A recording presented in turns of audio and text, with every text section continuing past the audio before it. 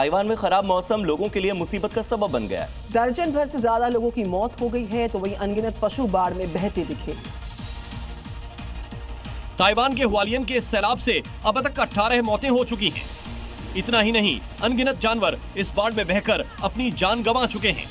ये तमाम नुकसान हुआलियन के गोंगफू में हुआ है। हालात बेहद डरावने हैं। प्रशासन ने हालात को देखते हुए लोगों के लिए एडवाइजरी जारी की है। 2 हफ्ते पहले यहाँ पर टाइफून रगासा तूफान ने भारी तबाही मचाई थी। उस वक्त ताइवान में तूफान रगासा के कारण 14 लोगों की मौत हो गई थी।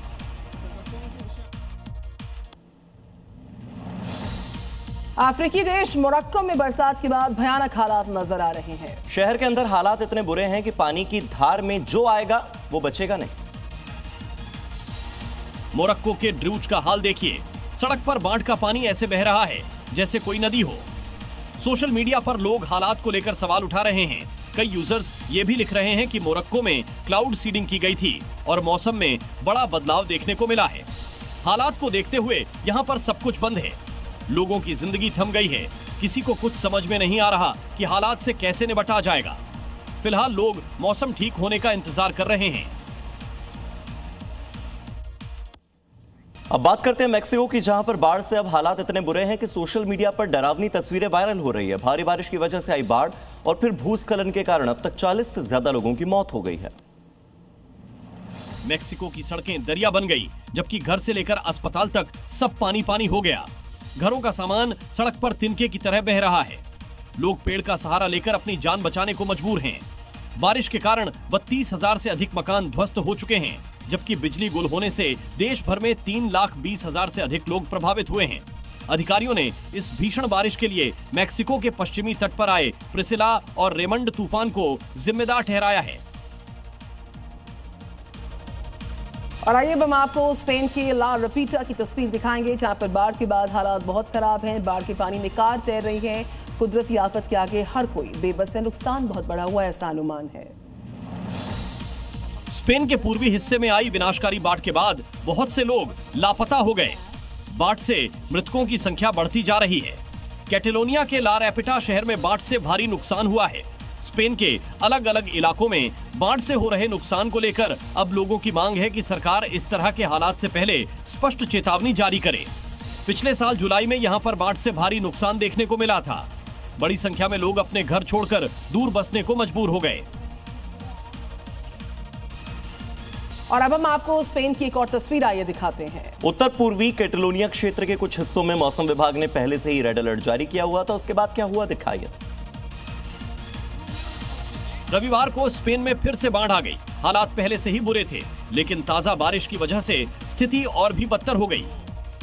स्पेन के राष्ट्रीय मौसम एजेंसी ने टेरागोना प्रांत में भारी बारिश के लिए रेड अलर्ट जारी किया और एब्रो नदी के डेल्टा क्षेत्र में 12 घंटों में 180 मिलीमीटर बारिश की चेतावनी दी।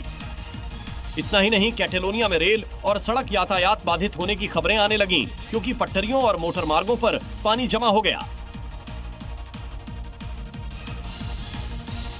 सीरिया में मौसम विभाग की ओर से चेतावनी जारी की गई और लोगों के ये चेतावनी काफी काम भी आई। लोगों से कहा गया आप समय रहते सुरक्षित स्थानों पर पहुंचिए, लेकिन हालात ठीक होने में अभी समय लगता नजर आ रहा है। उत्तर पश्चिमी सीरिया के सालकिन शहर में कई घंटों की भारी बारिश के बाद भीषण बाढ़ आ गई। सोशल मीडिया पर वीडियो में सड़कें नदियों में तब्दील होती दिख रही हैं और अल फारूकिया और अल तालोल गांवों के रिहायशी इलाकों में पानी की तेज धाराएं बह रही हैं। सीरिया वेदर ने खराब मौसम के कारण अचानक बाढ़ और मामूली भूस्खलन की सूचना दी है। अभी तक किसी के हताहत होने की कोई आधिकारिक सूचना नहीं है, लेकिन बारिश जारी रहने और बाढ़ के बढ़ते खतरे के कारण निवासी सतर्क हैं। रूस में बर्फबारी का दौर शुरू हो चुका है और इसके साथ ही यहां पर हाईवे की स्थिति अचानक से बदल गई। धैर्य की परीक्षा शुरू हो चुकी है। रूस में बर्फबारी की ऐसी तस्वीरें इस साल पहली बार दिखी हैं, जहां तक आपकी नजर जाएगी। बर्फबारी की वजह से गाड़ियों की स्पीड कम हो गई है।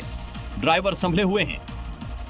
रूस में सर्दियों से पहले कार विंटर टायर्स लगाना जरूरी है, बिना इसके चालान कट सकता है। ये बर्फ पर पकड़ बनाए रखने के लिए जरूरी है। सामान्य टायर्स पर कार फिसल सकती है।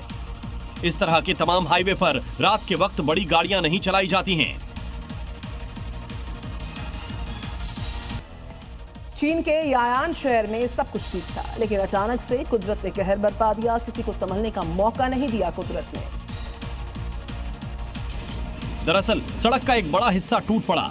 मलबा इतनी तेजी से नीचे आया कि किसी को कुछ समझ में भी नहीं आया। एक के बाद एक कर कई कारें मलबे में दब गईं। तस्वीरें चीन के यान शहर की हैं। हादसे के साथ ही अफरा तफरी मच गई। रिहायशी कॉम्प्लेक्स की इस घटना से किसी को कोई चोट तो नहीं आई, लेकिन कई गाड़ियां बर्बाद हो गईं। घटना की खबर लगते ही फायर टेंडर और पुलिस वैन मौके पर पहुंची। राहत टीम ने बचाव का काम शुरू किया। घटना का वीडियो आसपास लगे कई कैमरों में कैद हो गया। इधर चिली में हुए प्रदर्शन पर पुलिस ने पानी की बौछारें की तो हालात बिगड़ गए।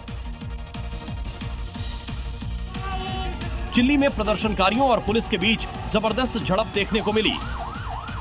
पुलिस के ट्रकों ने प्रदर्शनकारियों को हटाने के लिए पानी की बौछारें और आंसू गैस का इस्तेमाल किया। इस वजह से दर्जनों लोग तितर-बितर हो गए। इसके बाद प्रदर्शनकारी पुलिस से भिड़ गए। राजधानी सैंटियागो शहर का माहौल तनावपूर्ण दिखा।